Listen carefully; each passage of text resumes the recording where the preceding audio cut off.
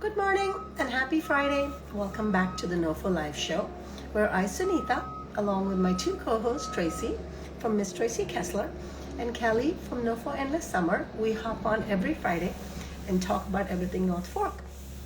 Spring is definitely in the air on the North Fork.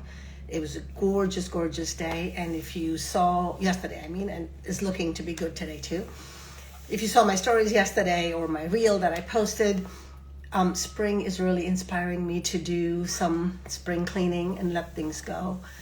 And for me, it's really hard to let things go. The easy stuff is fine, clothing that doesn't fit and whatever, but pretty stuff like even hydrangeas. I have a garden, and a few years ago I planted a whole bunch of hydrangeas that bloom a lot in summer, and I enjoy them. But when they dry in the fall, even on the plant itself, I snip some and bring them in, and I can't seem to let them go. I put them all around my house, and after a while, there's just too many, dead hydrangeas just lingering around. And I read someplace that you really shouldn't have stagnant energy in your house because it really just kind of keeps you still in a place, whatever. So yesterday, I was kind of inspired to let them go. And it was hard. It sounds crazy. They're flowers, and also new ones are coming. So I'm excited about that because nature is starting to grow again and spring is coming. So it was quite an emotional thing for me because it was about the flowers, but it really wasn't about the flowers. I think I share sometimes that I do have a sweet little dog. He's not 2 inches away from me at all times, but I feel like, we're getting I will have to let him go, and I'm just not ready for it. But, it was a good start yesterday, and I feel like spring is a good reminder. Good morning. How are you, Tracy? I'm good. I'm very interested in your story. Which flowers were you having a hard time letting go of? The dried hydrangeas that I bring in at the Yes. end of the season from everything that grows outside. Yes. And I have 3 boys, so they're obviously like, "What are you doing with all this stuff?" Because I'm turning into crazy plant lady. So I have a compost. So one of them said, "Why don't you start putting them in the compost?" Like after I've enjoyed them in the house for a little bit. And I was like, no. So Tariq, my middle one, at some point did take some and said, I'll put them somewhere for you. And I know what he meant. He put them in the compost. Yeah. But it still goes back to the earth, right? And then my husband, and this is all throughout the year, he's like, we could use it as fire starter. Like they're all coming up with ceremony. So he was like, we'll use it as kindling. We'll burn wood, and we have a wood burning stove.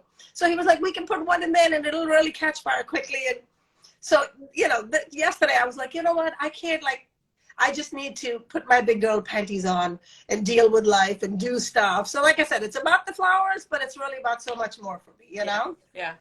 I know last year, was it last year or was it 2 years ago, you Marie Kondo'd your entire closet? Sure did. I did. And I am proud to say that I've actually stuck with it. I've still fold everything in the Marie Kondo style. Every season, I start with all my hangers facing in one direction, and as I wear something, I turn the hanger around, and then at the end of that season, anything that's in that season that the hanger isn't turned around goes to cast, because I'm not choosing it, so why is it taking up space in the closet, right? I do that. I do the hanger thing, but I didn't do the morning, Kelly, the full purge that you did. You took everything out onto your bed. That's a commitment. But I'm inspired, so I think when you start small somewhere, then you can maybe expand it to the next area of your life and the next area of your life, So. And I will say, 2 years ago, I did, I was like, I'll do the Marie Kondo method, but just for my jeans. But the year that I did everything, which is really what you're supposed to do, because you're supposed to see the excess, right? So when you have, and I'm talking to everything, you put all your shoes, your purses, your outer jackets, your socks, your underwear, everything. It's like you can't be a little bit pregnant. You're either doing it or you're not doing it.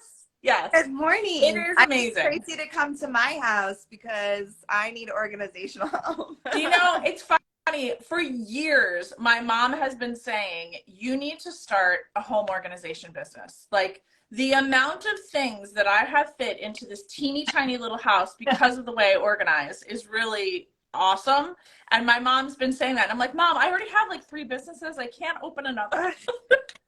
My God. Maybe that's my true calling. How are you? Good morning. I mean, I think Good morning. Fate has brought us the perfect guest today because at least based on what's going on in my life, and I guess spring in general, right? It makes you think about renewing, refreshing, and you kind of need some calm and strengthening energy to do that. So welcome, Patricia. We can't wait for how you can help me and the rest of us. I'm here to help. Thank you so much for having me here. Yes. And you should all We come. love that. So I know some of you might remember Patricia. Patricia was here a couple of months ago, actually, as the mama bear from the North Fork Polar Bear Club. Not a club, from the North Fork Polar Bears, and they are a group that started on the East End last year. Perhaps it's been a year, maybe, as a more organized group, and a lot of them practice a daily ritual of cold water swimming, and I mean daily, individual practice. And they also support a group practice where on Sundays in different areas on the beach, on the Sound, on the bay, where they gather as a group and motivate each other and go into the water. And apparently there's a lot of benefits of the group practice, the solo practice, and just cold water swimming in general. So hopefully Patricia can tell us all about that. And along with that, you also do retreats, like water retreats in warmer climates. So we want to hear about both. Yes, it's wonderful. Let's, so where would you let's like to start start? Mama Would you Bear. like to Yeah, start Patricia, next there. Give us a little of your background too before we jump into everything. Sure. My background. So where to start? So I'm going to start with a background that's relevant for the water story. I'm an artist and a creator when I'm not in the water. And so my intention when I'm creating art is to create very immersive experiences. And I use video and I use sound and I use the elements of a place, including smell and live sounds. And so I was working in Greece in an artist residency where I was living in a monastery and I was getting very close to the land. So my subject for this practice was a shepherdess who was in her 80s. And I spent a lot of time with her in the field. And so I would record her singing in the field. I would walk with her. And then I created an immersive theater in this monastery so that people could come and be with her. And that's where my connection to Greece started, and also my connection to water, because I would go into the Aegean every day as a break from my creative work. And because I had to make myself safe in this big, vast, open ocean, I started a practice of counting. Like first it was 100 strokes, then it became 200 strokes, then it became 300, then it became 1,000, then 3,000, then 5,000. And before you knew it, I went from my small beach to crossing huge bays in Greece, and it like took Can root we in just my back soul, up? Where can really. people see your or experience your art? Is there a place locally or online, or how do you share your art? Yeah. My art right now is visible online at patriciagarciagomez.com. Okay. And you can see the Greek work there. But that's how my connection to Greece started, and also how I got to the North Fork, because the water took root in my soul so much that when I came back to Manhattan, I just knew that water had to be part of my everyday life. And Love it. long story, but that's how I ended up. I love knowing your background. This is fantastic. And this is all you do outside of the water. We haven't even got to the water yet. Exactly. So how did the polar bear thing on the North Fork come about? The polar bear started, my cold water practice started probably pre-COVID. I was still swimming every day, but during COVID is when, and also when I moved to the North Fork, is when I started walking to the sea every day. And then when winter came, I never really set out to be a winter swimmer. I just said, I just don't want to stop. It was such an important part of my morning. It's where I went every day to ground myself. My practice, it became a kind of a meditation, connecting with nature, physical fitness. It was like everything for me to wake up in the morning and do this thing that I love so much. So when winter came, I thought, I really don't want to stop, so I'll have to keep going. And so then we just kept going, and I got a mentor who helped me a little bit with like going through the seasons, and we made a promise to each other that we would make it to Thanksgiving, and then we made it to Thanksgiving. So I said, why not Christmas? We made it to Christmas. We said, why not February? And then we might as well just keep going. So that was 4 years ago. So I haven't missed a day Oh my since God. then. That is so inspiring because when I think of polar bears, I immediately think of cold water swimming, right? But the fact that you say that you can that you started in warmer climate, right? And then eased your way into that really gives me hope, because it's challenging for me to just jump into the cold water, especially in the dead of winter like you guys are doing. But I go down for a sunset every day anyway. So I'm thinking if I start in warmer climate, maybe even I could push it to Thanksgiving or past. Well, even Absolutely. I invite you. I'll go with you. You can. even though that's really, just even starting a habit, like, I'm always trying to better myself each and every day. And I'm always trying to layer on new habits. And my new one is starting every single day with a glass of warm water with lemon before I have anything else, right? And I have to tell you, I have a little thing in my kitchen and I'm checking off every day. And when I miss, I got to start over again to do the 90 days. And it is really hard to create a habit. So the fact that you've been doing this every day for 4 years is really amazing. Yeah, I think, for me, it's about like the relationship and also maybe even renaming it from habit to ritual. So, ritual happens because you do an action over time with a certain intention. And so if your intention when you have your lemon water in the morning is to do something kind for yourself, do something good for your body, create, a simple gesture that has effect on your day and makes you feel grounded. Then when you do that over a year, you no longer have to put effort into it. It just becomes part of who you are. And that's where the water also just became part of who I am. And then, I really believe in rituals as centering practices, and they can be lemon juice, and they can be going to the water, and they can be watering your plants. It could be your tea. I love this. I love that somebody earlier in the comments just said that it would be nice to have a passion like that no matter what it is.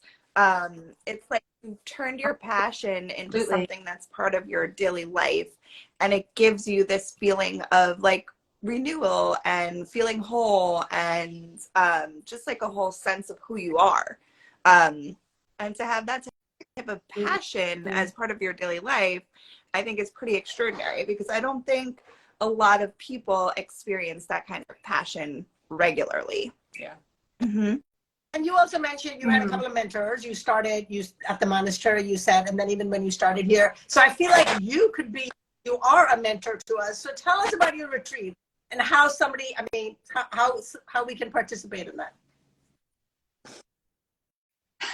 Sure. So my retreat was born out of my getting really close to the land in Greece and the earth and the water element. And so also I met my business partner while I was living on this small island of Greece. She had this beautiful place.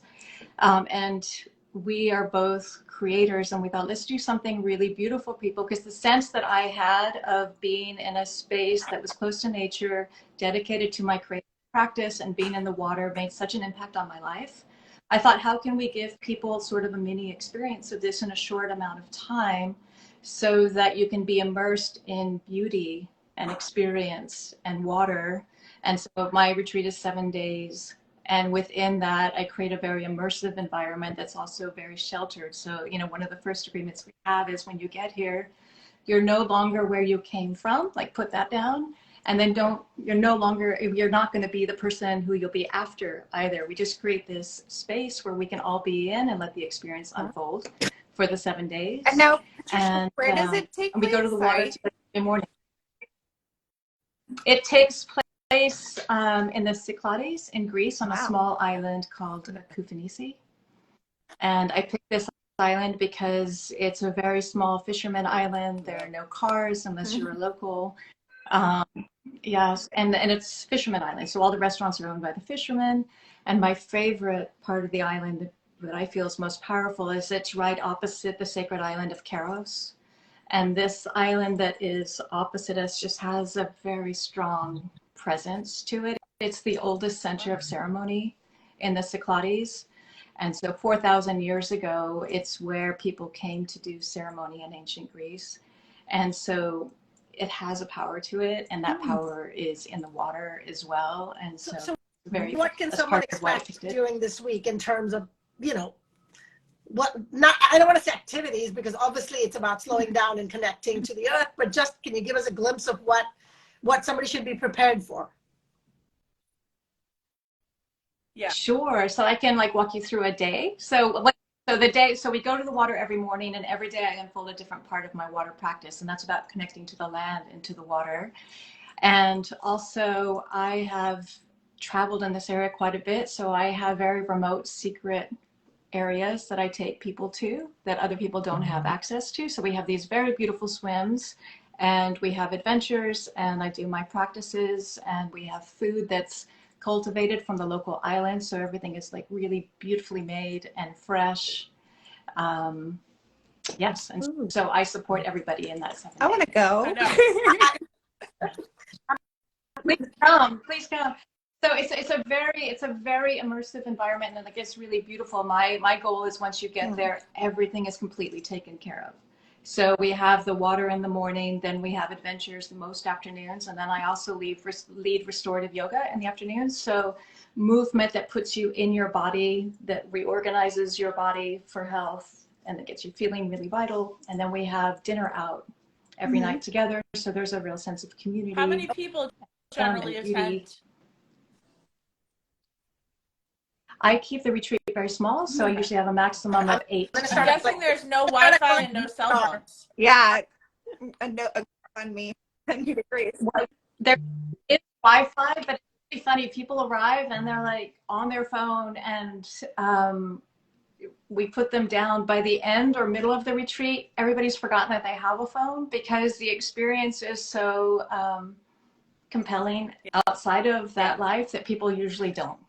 Okay, so this is definitely something I want to save up for and try to get to at least once in my lifetime. But that's definitely a commitment and a goal, because as beautiful as Greece is, it's far away and not something everybody can do all the time. But I know that you also do some local retreats. I know you did one on the South Fork. So is there something you're doing locally that other people might be able to join in? Yes.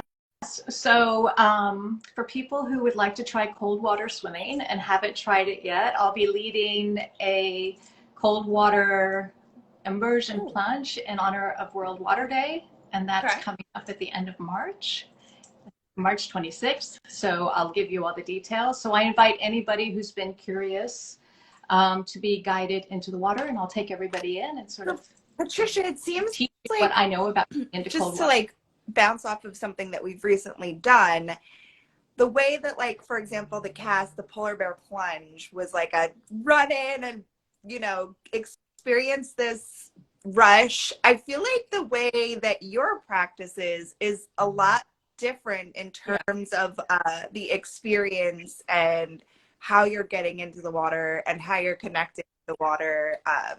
Can you tell us a little about the difference between, like, I'm just going to run and jump in and what you do?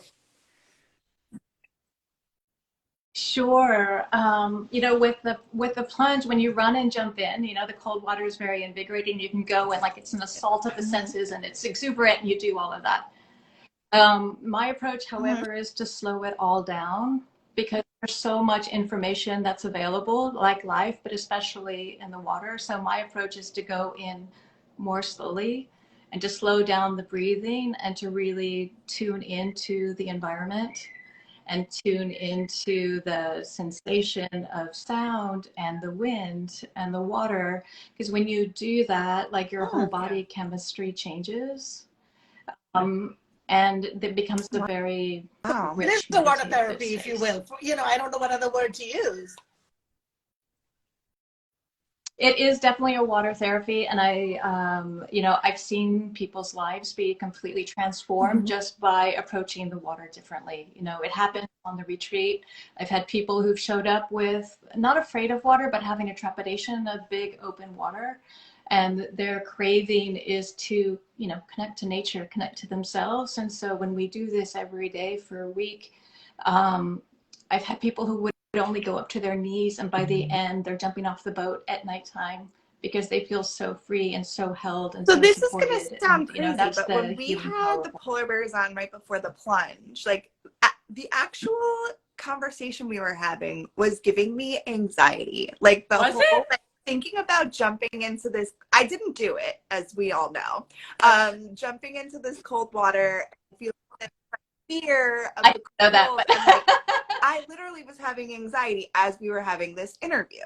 But talking to you, Patricia, is a completely different feeling, although we're talking about the exact same thing. So it's so interesting and different how your approach and who you're with and what perspective you're coming from is so different, right? But Kelly, I just want to interrupt. I feel like it's also a representation of how Patricia herself has evolved to where you are today. Because I remember when we were having this conversation, Tracy, you were brave enough and you went to the polar bear plunge.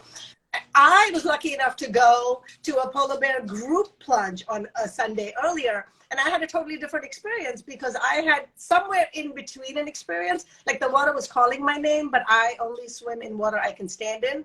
There's no way I'm going in cold water. Like, I mean, I'm from India, people. You know, August is when I put my toes in the sun.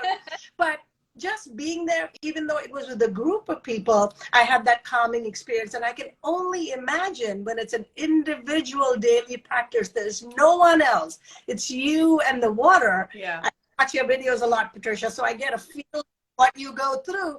But there's so many polar bears. I know a couple of other people that joined the show. Mary, for example, I think she posts videos where she does her own individual practice. So I think that's goals to get to. I mean, I'd love to get there someday. But I'm still closer to where Kelly is versus where you are, Patricia.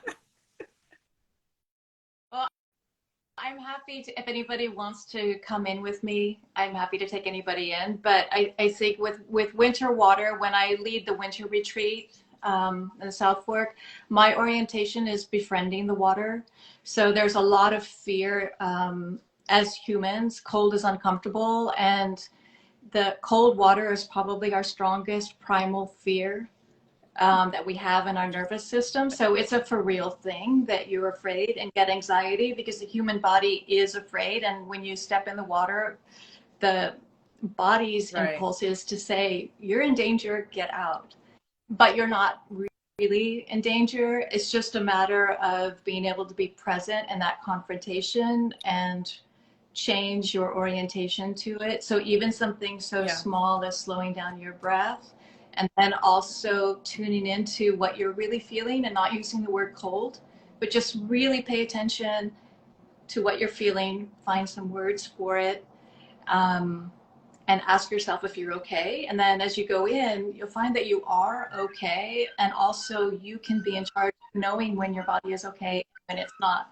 And so over time, that threshold changes. It just becomes a beautiful, vibrant practice and something that you do every day that it kind of wipes when I've had a day where I'm like really heavy in my head and I've got a lot going on in life, I promise every time I go into the water, it's like somebody just erased it all, even if it's only for that 10 minutes or something. And it's so revitalizing and the chemistry of your body changes. So that's the cold, it's the water, it's nature, it's activity, it's making like your lemon juice, the commitment to yourself. You're just gonna go do it. And when it's snowing, you go, well, it's snowing, I'm gonna go do it. I said I was gonna do it.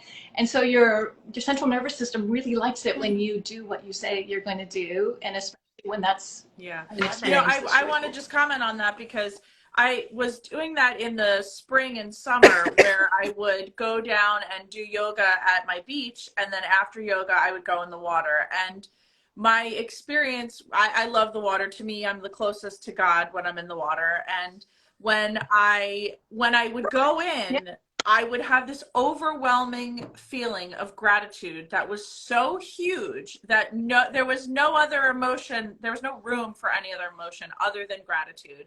And every time I did it, which I can't say I was consistent, because I have a 1-year-old, but I did it as much as I could. And, every time I did it, I was like, why don't I do this every day? I mean, this is just amazing. Like, it just, like you said, everything else left. And it was only 5 minutes, but it was this moment of gratitude for everything in my life. And it was so powerful, so powerful. Love it. Yeah. That is everything. Well, I can't believe it's 9:24. I don't know how. I literally feel like we just sat down. But we have to go into our NOFO Live 5, which is the same 5 questions, which I know you were on the show before, but we're going to let you answer them again in case anything's changed. So if you were going to take us to lunch here on the North Fork, where do you think you'd take us? Where's your go-to spot? Oh gosh. My go-to spot for, well, I was going to say I love Vine Street for dinner. And I'll tell you why, because they have this Fra Diablo that's made with zucchini noodles. So you get this beautiful, rich seafood stewed in tomatoes over zucchini pasta. Okay, So wait, very indulgent. Where is Vine Street? Shelter Island. That's Shelter, so I think I leaked off the North Fork just a little bit, but it's right there. Okay. I mean, I've seen it. I think I follow them, but I'm not sure where it is. Okay, got it. Shelter Island. Yes. Okay, sorry. I'm like just thinking of Vine Street. What are the 5 questions? Patricia, are you a brewery or a winery girl, and what's your go-to?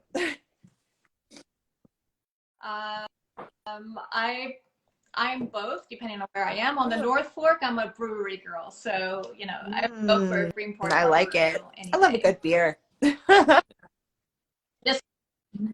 with Little Ram oysters. I think that's my dying for some Little Ram oysters.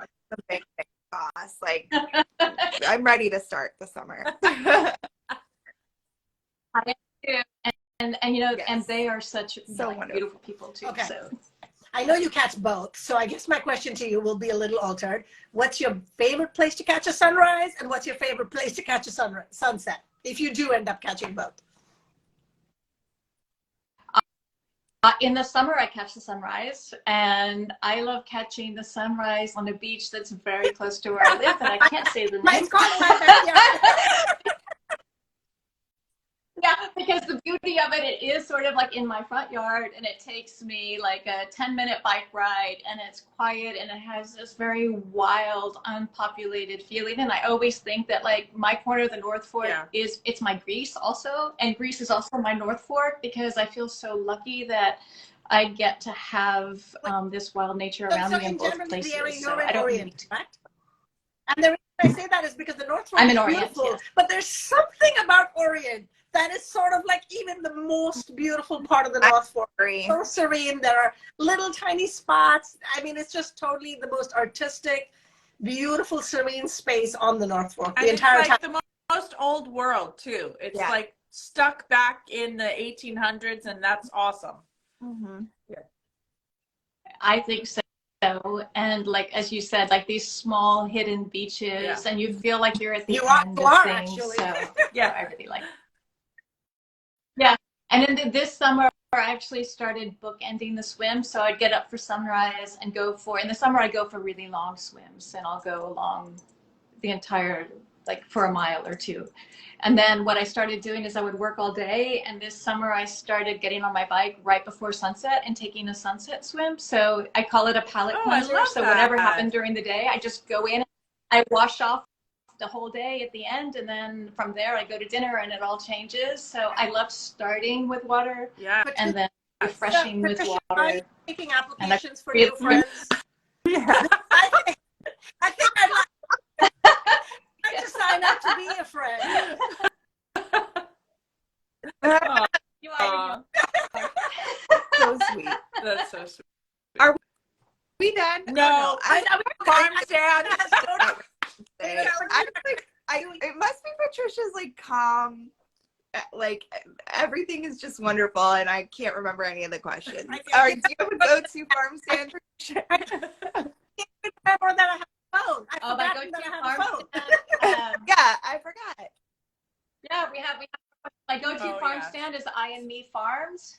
Mimi and Stewart is very beautiful.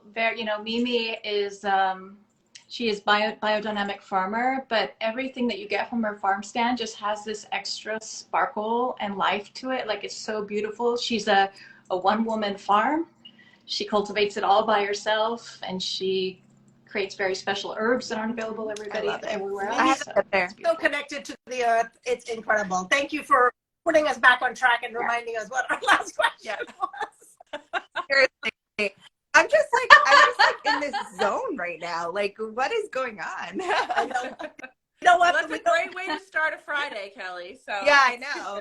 That's good. Well, Thank you so much for being on the show. We usually end the show by asking, why do you love being a part of our North Fork community? So can you share that with us? Yes. Well, I mean, our whole phone call is, I mean, this whole session was kind of why I love being part of the North Fork community.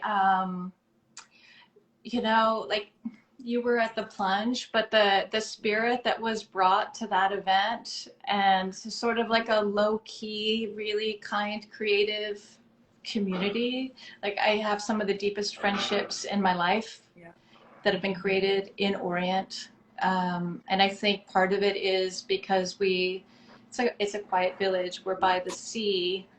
For a lot of creative people. I just well, we're so glad you found your way here. And tag us when you set up you said March 26th, with intro to cold water swimming, I guess, for lack of a better word. And also, we'll link your Greece, your Greece retreat. So for anybody that's interested can sign up. But I hope you come back. And I really hope that you set up more opportunities for us to be able to come connect with you in the water. I'm so looking forward to, you know, getting some of that magic that you're experiencing on a daily basis. And can you just say your art website one more time? Because when you said it, someone had commented that they couldn't hear it. So can you just say that one more time? Yes, it is my full name, Patricia Garcia. And Gomez. the name under which you do your retreats is Restore Rewild? Rewildrestore.com. And if anybody here has any questions or wants to talk about it, I'm happy to connect personally. Just DM me or follow me and tell me that you want to talk about it. I have one spot left for May. Actually, it could be two. I have one room. So I invite people if it sparkles for you. Great. Thank you so much, Patricia. And I'm sure we're all going to have a much better Friday and a weekend just because you were on the show this morning. Yes. Thank you. I mean, I'm feeling very zen right now. Me too. Yeah. Well, it's, and tomorrow we'll all have lemon water together first thing in the morning. Well, a lot of guests that come on the show are gracious enough, and they always invite us to come participate in whatever they're doing. But I feel like, Patricia, what you're doing is definitely something that the three of us will make time for and find a way if we're lucky enough to be able to experience it with you. So thank you so much. That makes me really happy. Thank you so much. I would Have love it if a you great join Friday, me in the water. everyone. See you next week. Happy Friday, Bye. everyone.